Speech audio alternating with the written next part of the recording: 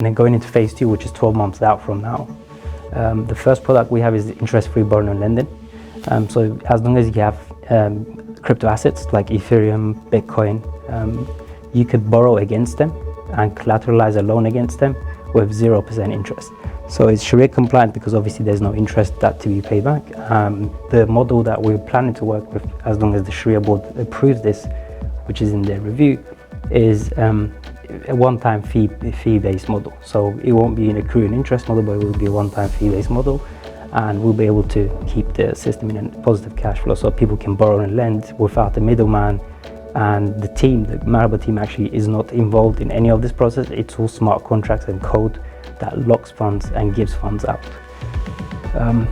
The next product in phase 2 is a decentralized philanthropy protocol, which is essentially a way to give back to the community. So we want to onboard a number of charities around the world, not just sort of Muslim charities, but Middle Eastern charities, but around the globe, where help is needed and where we deem Sharia compliant in that the funds go to a charity that is truly in need and doesn't sort of reinvest into something else. Once we onboard these charities, we will open up a channel for people to directly invest from our platform into these charities, and there will be no middleman, so there will be no fees. We won't take anything. Whatever you give goes straight to the charity. But the good thing about this protocol is that the platform is that it uses ZK snarks, which means your identity as a contributor, as someone that's donated money, is never put on sort of Ether scanner, etc., where your address is hidden. You can see the money is being moved, but you can't see who's moved the money from X to Y. So this is an important feature because privacy is becoming an issue in blockchain and anyone can track your wallets.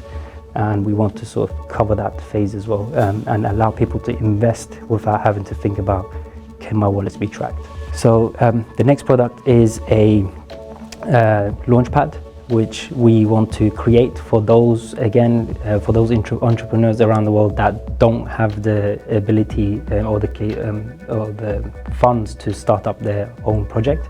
So we want to create a Sharia compliant fund where that means the money that's coming into this LAUNCHPAD is actually from Sharia compliant resources. So whatever money we put in is Sharia compliant, and whatever project we onboard onto the LAUNCHPAD is actually Sharia compliant. So we won't sort of accept projects that are to do with gambling and all that, but we only accept projects that are socially careful and socially conscious and Sharia compliant.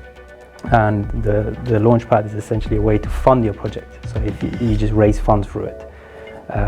Again, sort of analogy to the traditional world is seed rounds, where rather than pitching to number of investors and VCs, you put your pitch deck onto a LAUNCHPAD.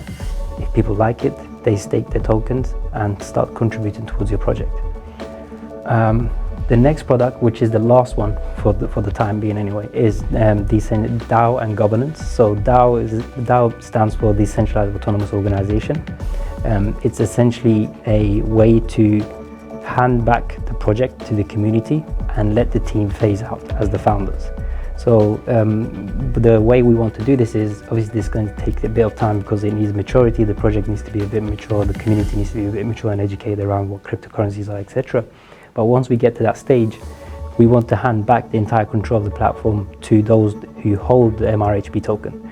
So once that happens, you can make changes through proposals and voting, where let's say you feel like MRHB, a project as an ecosystem, will benefit from integrating to Avalanche. You could propose a change to say, let's integrate Avalanche. And if you get 51% votes or more, then that will be accepted and automatically taken on by the community to start developing that change and then put it into the system. So that side is quite important for us because as a founding team, as the co-founding team behind it, we actually want to phase out of the project and give it back to the community, so there is no middleman.